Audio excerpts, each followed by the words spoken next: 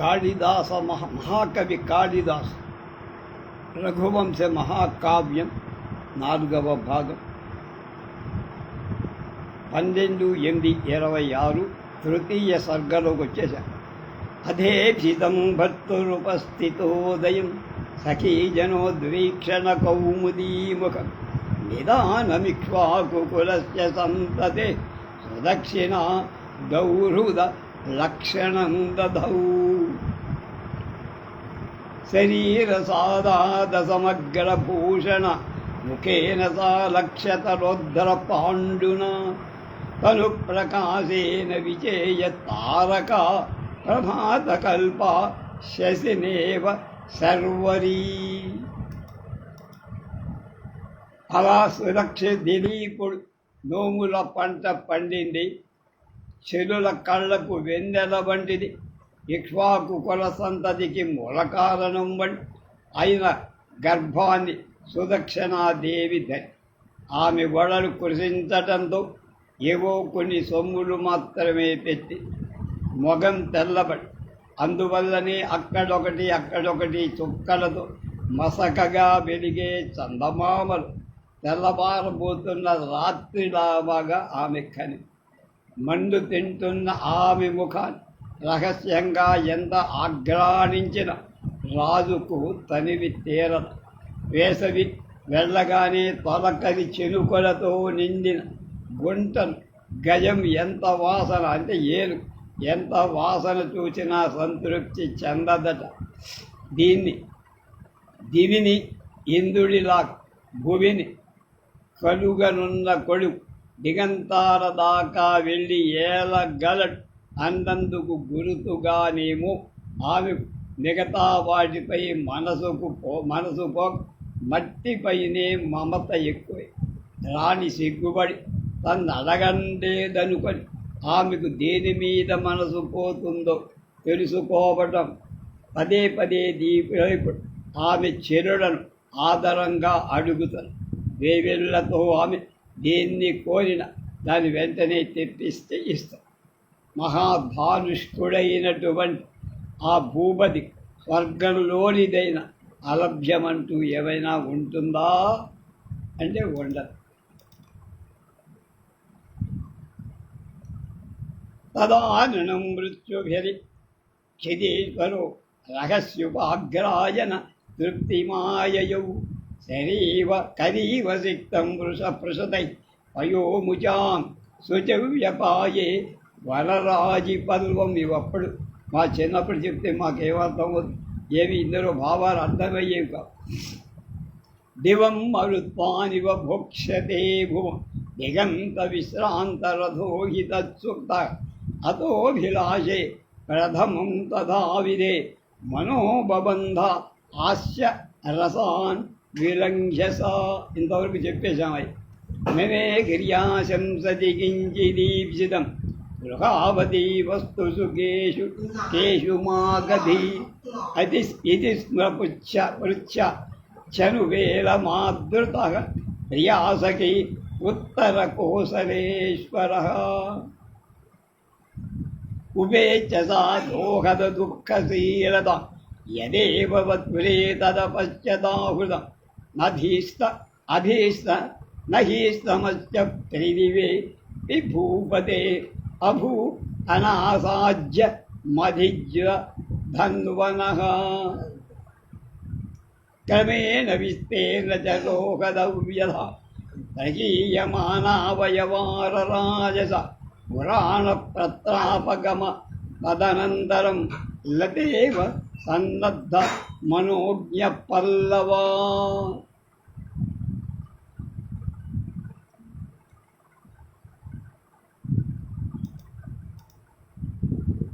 వేవిళ్ళు ఎలాగో గడిపి అవయవాలన్నీ కండబట్టాయి. పండుటాకులు రాలిపోయా కొత్త చెవులుగా తీవెలా తోచింది. రోజులు గడిచిన కొద్దీ విస్తరిస్తున్న సనద్వయం వినీల చూచుకాలతో తొమ్మెదురు వారి చక్కటి తామర మొగ్గల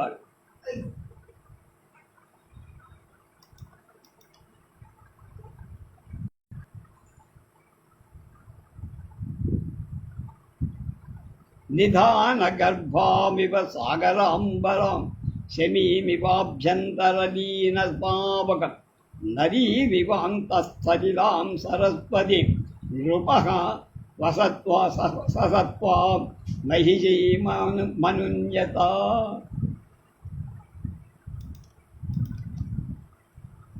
నిధానంలోన దాచుకున్న భూమిలాగా, అభ్యంతరంలో అగ్ని దాచుకున్న శమీవృక్షల, లోపల నీరు నింపుకొని సరస్వతి నదిలా కనపడదు.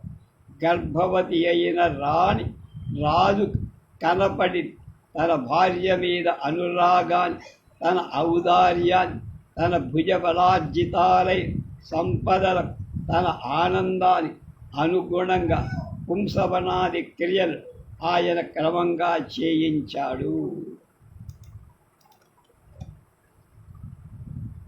ప్రియానురాగశ్చ మనస్సమున్నదే భుజార్జితానాంచ దిగంత సంపద యథాక్రమం పుంసవనాదికా క్రియా ధృతేశ్చ ధీరః సదుషీ వియుధత్త సహ. సురేంద్రమాత్రాశ్రిత గర్భగౌరవాత్ ప్రయత్నముక్తాసనయా గృహాగతః తయేవ చారాం అంజలిఖిన్నహస్తయా ననందపారిప్లవ నేత్రయా నృపః.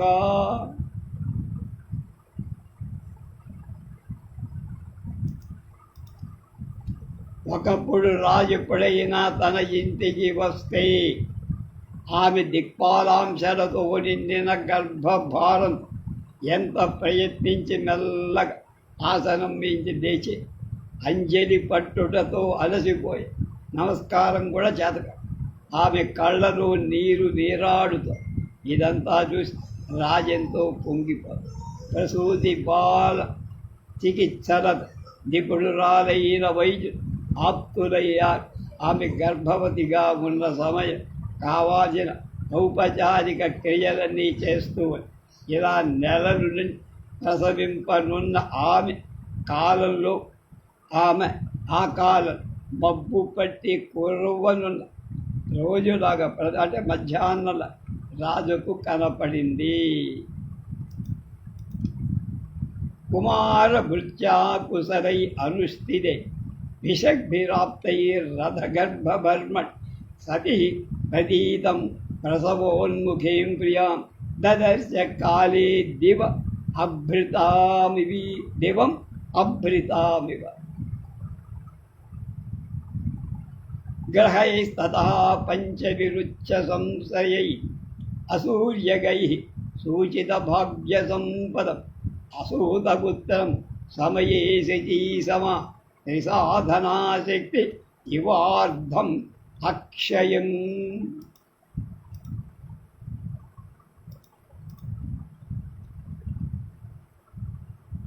కనుప్రొద్దు కాగానే అంటే చీకటి, శచీ సమయైన సుదక్షిణ పాదత్రయ సంపన్నమైన శక్తి అక్షయార్ధానిలాగా కుమారుణ్ణి ప్రసవి. అప్పుడు 5 గ్రహాలు సూర్య సంయుతాలు కాకుండా ఉచ్చస్థితిలో అవి వాటి భావి భాగ్యాన్ని, ఆ కుర్రాడి భావి భాగ్యాన్ని సూచించి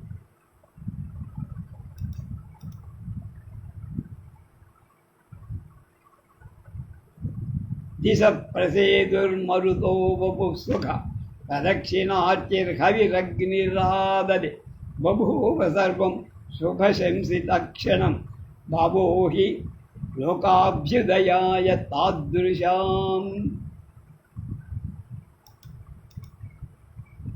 దిక్కులన్నీ నిర్మలాలుగా ఉన్నాయి. గాలి హాయిగా హోమాగ్ని సుళ్ళు తిరుగుతూ మండుతోంది. అలా ఆ సమయంలో అన్ని శుభ సూచకాలు. మరి అలాంటి వాళ్ళ జన్మ లోక కళ్యాణం కోసమే. ఆ పసిగందు వెలుగు సూతిగా గృహమంతటా ప్రసరించింది.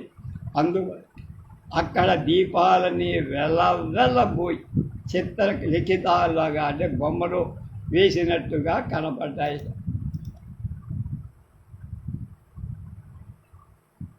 అరిష్టశయ్యాం పరితో నివాసారిణ సుజన్మతస్తస్వ నిజేన తేజ నిశీధదీపా సహసాహతత్రిషు బభూవు ఆలేఖ్య సమర్పితాయువ. ఇందాక చెప్పిందే.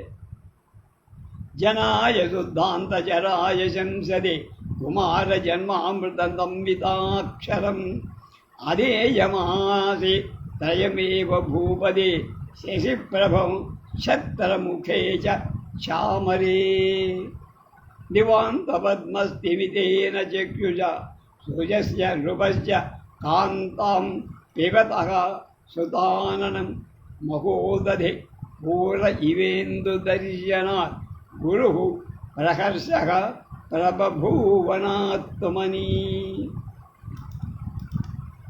అంతఃపుర జనం వచ్చి కొడుకు కలిగాడన్న అమృతాక్షర వినిపించగానే రాజు సర్వస్వం వాళ్ళకిచ్చేసి ఒక శశిప్రభమైన తన రాజఛత్రం, 2 వింజామర్, ఈ 3 తప్ప మిగతావేవి ఆయనకి ఇవ్వటానికి సంకోచం. గాలి లేని చోట ఉన్న నిశ్చల పద్మం వంటి కళ్ళతో మనోహర వస్త్ర పుష్పమృత ముఖాన్ని తాగేస్తున్న ఆ రాజులో సంతోషం గట్టులు తెంచుకుప్పొంగి చంద్రుణ్ణి చూడగానే సముద్రం ఉప్పొంగినట్టు ఉప్పొంగిపోయి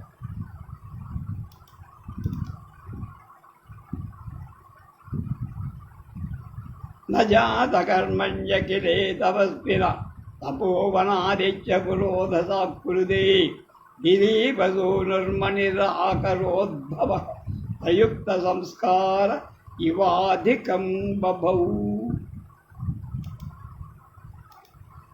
వశిష్ఠుడు తపోవనం నుండి వచ్చి పురోహితుడై జాతకర్మాలు నిర్వత్ గనులలో దొరికిన వజ్రం సాన పట్టడంతో మరింత ప్రకాశించాడు. ఆ సంస్కారంతో వాడు మరింత తేజస్వి అయ్యాడు. అప్పుడు శ్రావ్యమై మంగళతూర్య వారవనితల ప్రమోద నృత్యాలు కేవలం దిలీపుని ఎంతనే కాదు గగనంలో కూడా జరిగింది.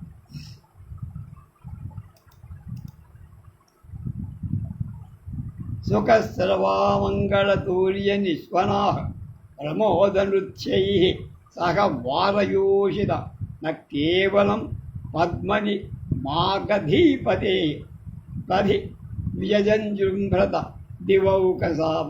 అంటే ఆకాశంలో న సంయతస్తస్య బభూవ రక్షితు విసర్జయేద్యం సంజన్మ హర్షి సుతజన్మ హర్షిత రుణాభిధాన స్వయమేవ కేవల తదా పితॄణాం ముముచేస బంధనాత్. అతని చల్లని పాలనలో బందీలు లేరు, చెరలో ఉన్నవారు. కాబట్టి కొడుకు పుట్టాడన్న సంతోషంలో ఎవరిని బంధ విముక్తుని చేయాల్సిన పని లేకుండా కేవలం తానొక్కడే పితృ రుణబంధం నుండి విముక్తుడయ్యా.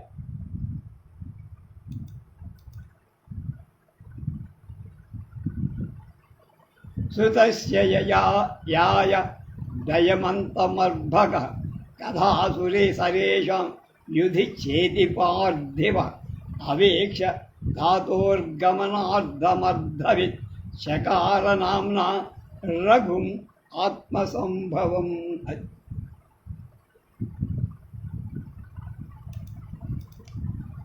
పిల్లవాడు శాస్త్ర పారంగతుడు కాగలడు, అలాగే శత్రువులను తుదముట్టించగలడు అని తలచి శబ్దార్థవేదియే దిలీపుడు తన కొడుకు లఘుధాతువునకున్న గమనార్థం గ్రహించి రఘువు అని, లఘువులు అంటే గురువులు కాక లఘువులు ఉంటాయి గణాలు, వాటితో పేరు పెట్టాడు.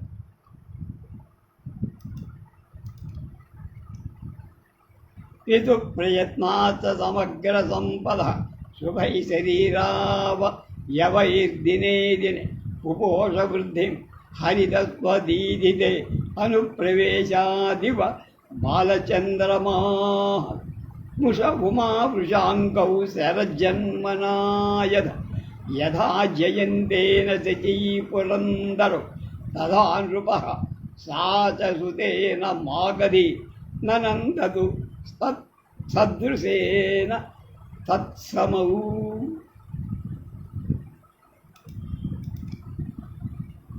సంపూర్ణ లక్ష్మీ సనాథుడైన ఆ రఘు తండ్రి పోషణతో సూర్యరశ్మి తనలో ప్రవేశించిన బాలచంద్రుడిలా మనోహరమైన అవయవాలతో దినదినాభివృద్ధి చెంది కుమారస్వామిని చూసి గౌరీ శంకర్ ఎంత సంబరపడ్డారు. జయంతుని చూసి శచీ పురందరు ఇంద్రుడు శచీదేవి ఎంత సంతోషపడ్డారు. వాళ్ళ వంటి తమ కుమారుడు చూసుకొని రఘువుని చూసుకొని నిరూపుడు సుదక్షిణాదేవి ఆనంద.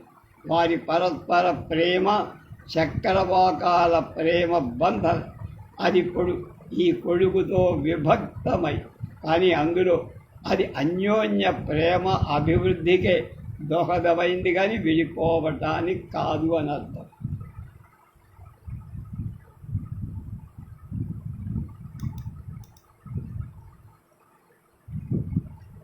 రథాంగనామ్నోరివ భావబంధనం బభూయత్ ప్రేమ పరస్పరాశయ విభక్త మప్యేకతనుతేన తత్తము పరస్పరస్యోపరి పర్యచీయత.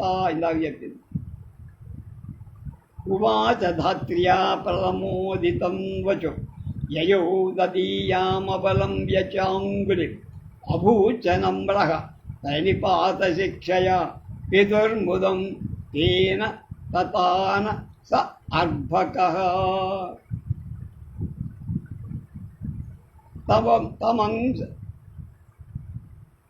తమంశమారోప్య శరీరయోగజై సుఖై నిషించంత వివామృతం పజి ఉపాంత సమ్మీలితలోచనో నృపః శిరాత్ సుతస్పర్శ రసజ్ఞతాం యయౌ. అమంస్తచానేన పరార్ధ్యజన్మన స్థితేరభేత్తా స్థితిమంత మన్వయం స్వమూర్తిభేదేన గుణాగ్ర్యవర్తిన పతి ప్రజానామివ సర్గమాత్మనః.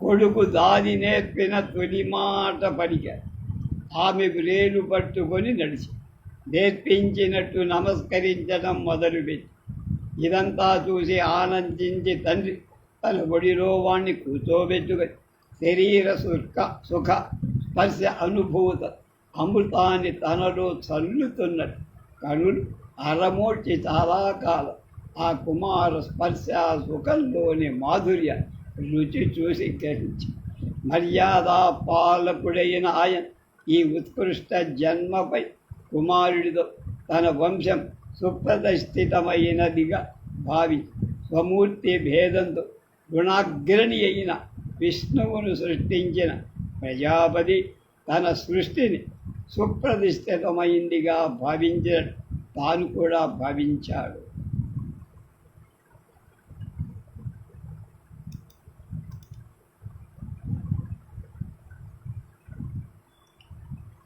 సంవృత్తచూళచలకాశపక్షగే అమాచ్యపుత్రై నవయోభిరన్విధ లిపేర్యథా వద్గ్రహణేన వాంగ్మయం నదీముఖేనేవ సముద్రం భావిష్యత్.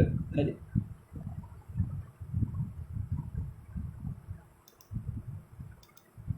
మూడవ ఏట చౌళం చేశారు, చూడాకర్మ చేశారు. ఐదవ ఏట కాకపక్షాలు కదులుతున్న తన వయసు మంత్రి కుమారుడితో అక్షరాభ్యాసం చేసుకొని నదీముఖం ద్వారా సముద్రాన్ని ప్రవేశించినట్టుగా లిపి జ్ఞానం వాంగ్మయంలో రఘుకుమారుడు ప్రవేశించాడు.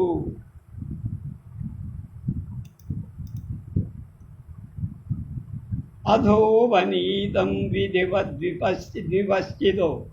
విపశ్చితో వినిమ్యదేవం గురువో గురుప్రియం అవంశయత్నాశ్చ బభూవురత్తడి క్రియా హి వస్తు ఉపహత ప్రసీదతి. అది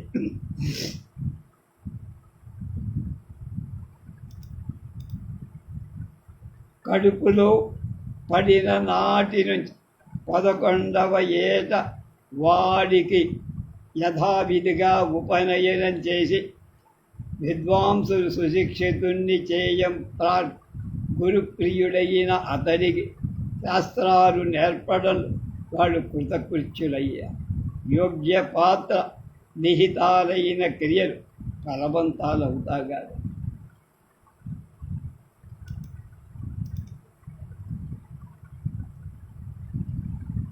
ధియ సమగ్రై గుణై ఉదారధి కర్మాక్షత చతుర్నవోపమ తదార విద్యా సవనాతి పాతిభి దిశో హరిద్భి హరితాం ఇవ ఈశ్వరః. అధోపనీతం విధివద్విరిచ్యతో వివింజురేనం గురవో గురుప్రియం అసంజయా నాశ్చ యత్నాశ్చ బభూవు అత్రడే క్రియా హి వస్తూపహితాని ప్రసీదతి.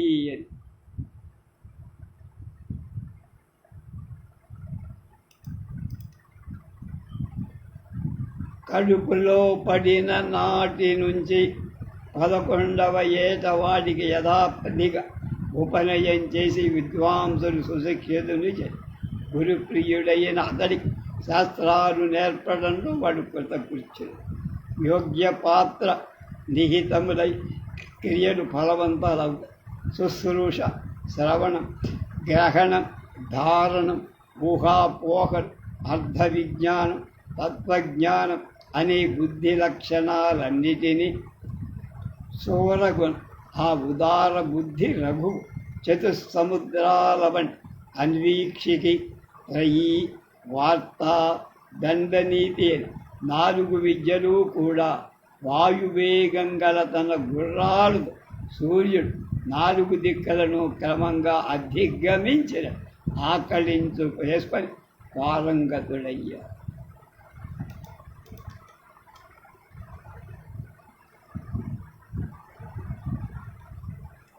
పచంచ మేధ్యాం పరిధాయ రౌరవి అశిక్షతాస్త్రం పితురేవ మంత్రవత్ న కేవలం తద్గురురేక పార్థివ క్షితానభు ఏక ధనుర్ధరోపి సహా మహోక్షతాం వత్సతరత్కుశన్నివ విపేంద్రభావ కలభ సయన్నివ రఘు క్రమాద్యౌవన భిన్న శైశవ ఉపోష గాంభీర్య మనోహరం వపు.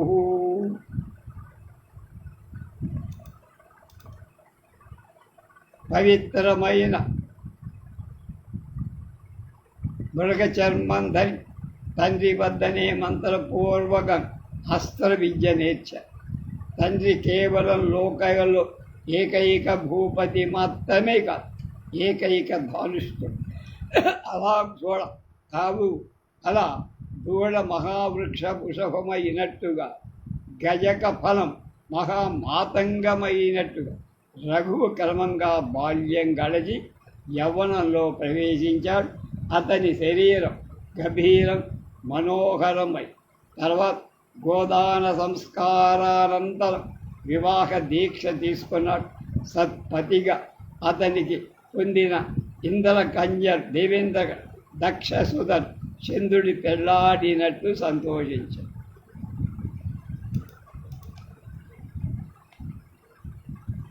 అధాస్య గోదాన విధేతరంతరం వివాహ దీక్షాం నిరవర్తయద్గురు నరేంద్ర కన్యాస్తమవాప్య సత్పతి తమోనుదం దక్షసుధా ఇవ బభూ.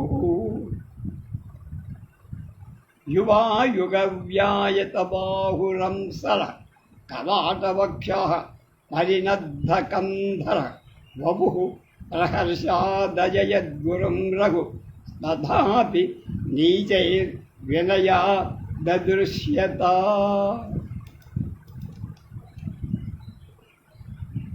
ఆ దూడ ఆవు దూడ వృషభంగా అయినట్టు, గజ కలభం అంటే ఏనుగు పిల్ల మహామాతంగం గజేంద్రమైనట్టు, రఘువు కలమంగా బాల్యంగా యవ్వనంలోకి అతని శరీరం గంభీరం మనోహరమై గోదాన సంస్కారానంతరం వివాహ దీక్ష స్వీకరించి తత్ఫలితంగా అతని పొందిన నరేంద్ర కంజ అంటే రాకుమార్ దక్షసుతరు చంద్రుడి పెళ్లాడినట్టు సంతోషించి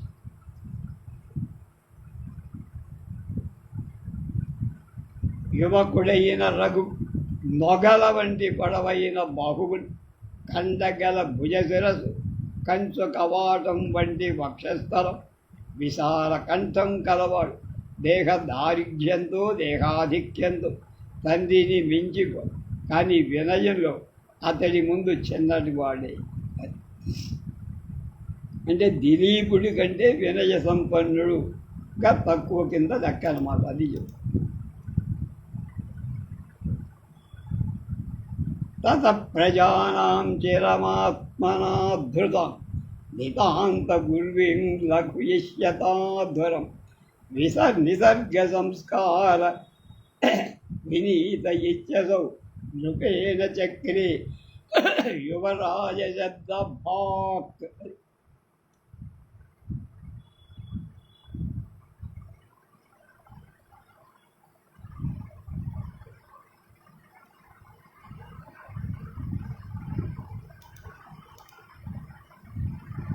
తర్వాత చాలా కాలం తాను మోసిన మహారాజ్యభార కాస్త తగ్గించుకోవట సహజ సంస్కార వినయ భూషితుడై రఘువు యువరాజుగా తండ్రి పట్టం కట్టి నరేంద్ర మూల విగ్రహం తర్వాత యువరాజు పదవి ప్రవేశించిన గుణాభిభూషణి అయిన రాజ్యలక్ష్మి కమలం నుండి కొత్తగా మొలచిన కలువను చేన తన అంశతో చేరుకున్నది.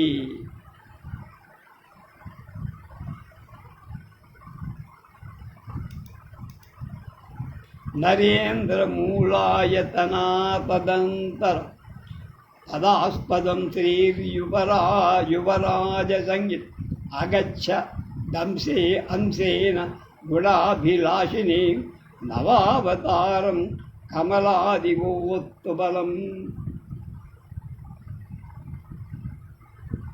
విభావసు సారథినేవ వాయునా ఘనవ్యపాయేన గభస్తినా బభూవ తేన అతితరాం సుదుస్సహ కథ ప్రభేదేన కరీవ పార్థివ.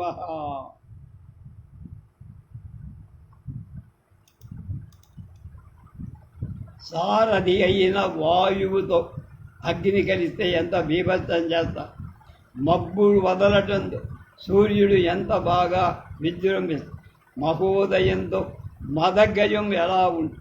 దిలీపుడు రఘువు తేరి చూడటానికి వీలు కాక వాడిని హోమాస్త్ర రక్షణకి సైన్యంతో కూడా వెంటపై 99 అశ్వమేధ యాగాలు నిర్విఘ్నంగా నెరవేర్చ తర్వాత మరొక మఖ పరిపూర్తిగా ఆయన తన నిరాఘాట ధాటిగల అశ్వాన్ని పంప రక్షకులైన ధానుష్కుల ముందు ఉన్న దాన్ని ఇంద్రుడు అదృశ్యుడై అపహరించాడు.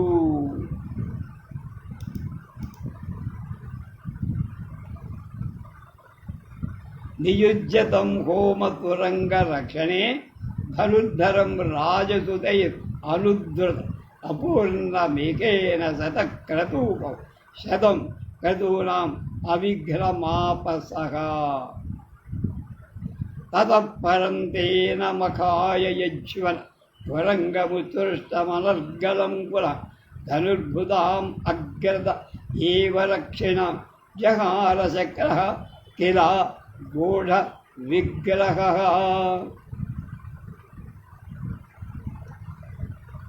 విషాదలుప్త ప్రతిపత్తి విస్మితం కుమారసైన్యం సపది స్థితిం చ వశిష్ఠధేనుశ్చ యదుర్చయాగత సుతప్రభావ దదుసేధ నందిని. సారథి అయిన వాయువు చెప్పాను. అది చూసి విభ్రాంతుడై కుమారసేనుడు నివలపాటుగా నిలచి ఉండ దారిన పో వశిష్ఠధేను నందిని ప్రసిద్ధి ప్రభావం కలది వాళ్ళకి కలిపి సజ్జన పూజితుడైన రఘు ఆవు సంచితంతో కళ్ళు కడుక్కొని అతీంద్రియ దృష్టి సంపన్నుడయ్య సూదుడు మాటి మాటికి వద్దంటున్నా వినక రథానికి పగ్గాలతో కట్టి అశ్వాన్ని అపహరిస్తూ ఇంద్రుడు ఆయనకు దూరంగా కనపడ్డాడు.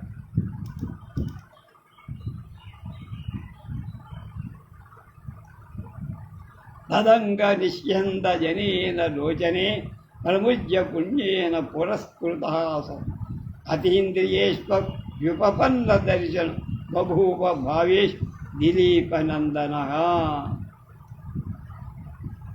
సపూర్వత పర్వత పక్షశాసన దదర్శ దేవం నరదేవ సంభవ పునః పునః సూత నిషిద్ధ చాపలం అనంతమజ్వం రథరశ్మి సంయత్తం.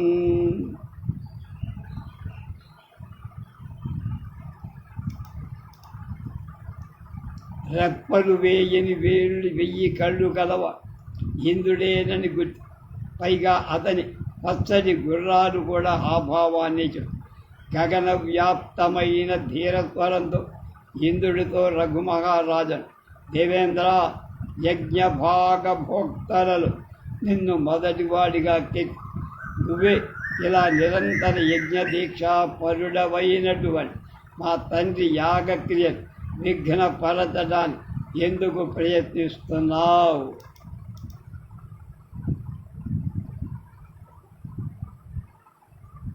శతైస్తమంక్షామనిమేష వృత్తి హరిం విజిత్వా హరివిశ్చ వాజ్వి అవోచదేవం గగనస్పృశా రఘు స్వరేణ ధీరేణ నివర్తయన్నివా.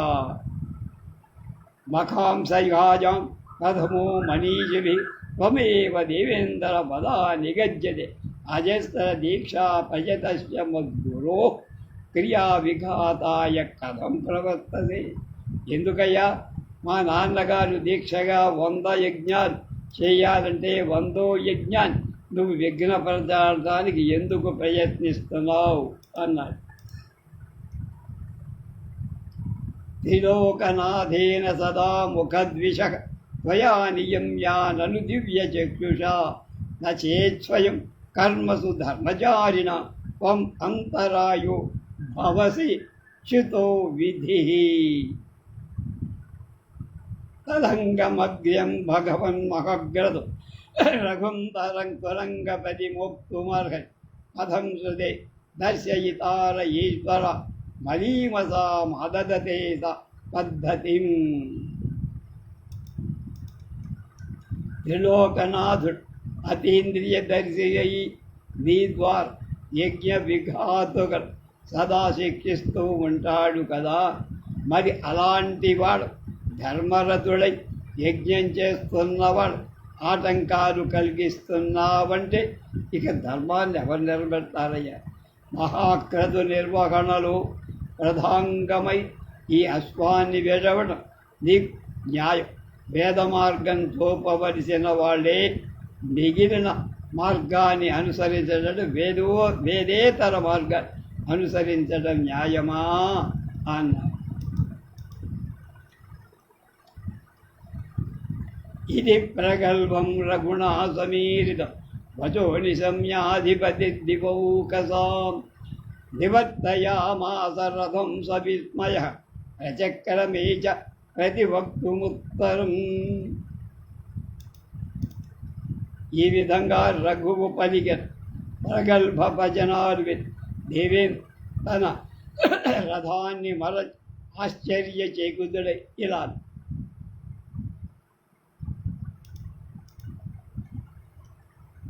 యథాత్మరాజన్యకుమార తత్తథా యశస్తు రక్ష్యం భరతో యశోధై జగత్ప్రకాశం తదేశ తదశేషమిజ్జయ జగద్గురుం లంఘయితుం మమోజ్యతః.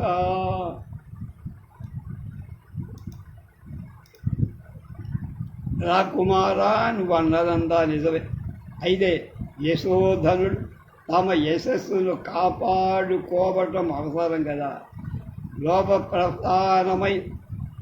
ప్రకాశమై నా కీర్తినంతటి మీ నాన్న యాగం పూర్తి చేసి విడిచిపెట్టడానికి 100 యజ్ఞాలు చేస్తే దేవేంద్రుడు అవుతారు.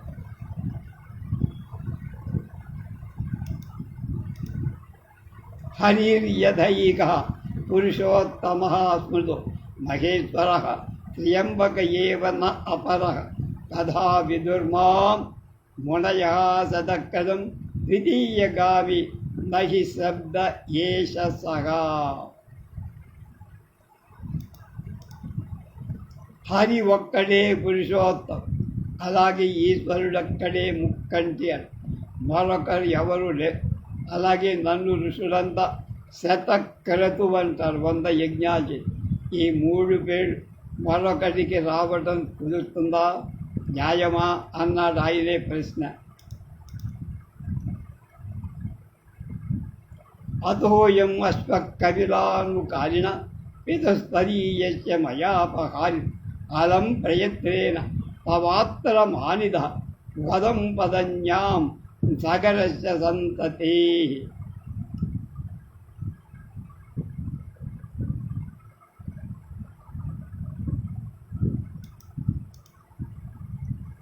కాబట్టి నేను నీ తండ్రి యాగాశ్వాన్ని ఇలా కపిలుడిలాగా అపహ నీవిప్పుడు దీన్ని తప్పించాలనే ప్రయత్నం చేయి. సగర కుమారుడు నడిపిన దారిలో అడుగు పెట్టకు అన్నారు.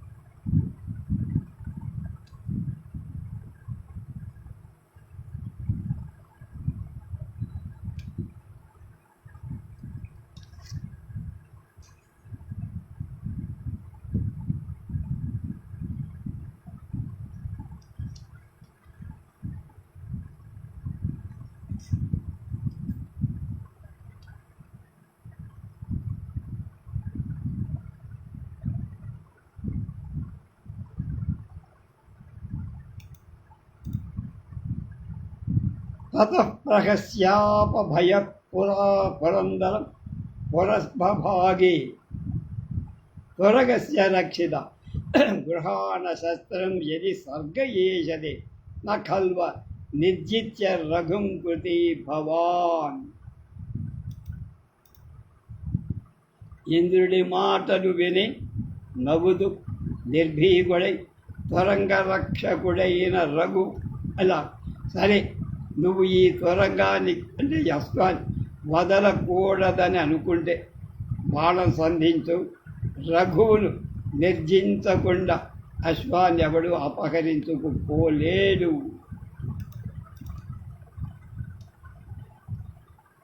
సయేవ భుంక్వా ముక్త్వా మఘవంత సవర్ముఖ కరిష్యమాణః ససరం సరాసరం అతిష్టదారీఢ విశేష శోభినా వపు ప్రకర్షేణ బిడపితేశ్వర బిడౌజతీశ్వర. వెంటనే తన వింటికి అమ్ము సంధించాడు, దానికి అభిముఖుడయ్యాడు. పినాక పాణిల ఒక కారు ముందు సన్నద్ధుడై రెడీగా ఉన్నాడు.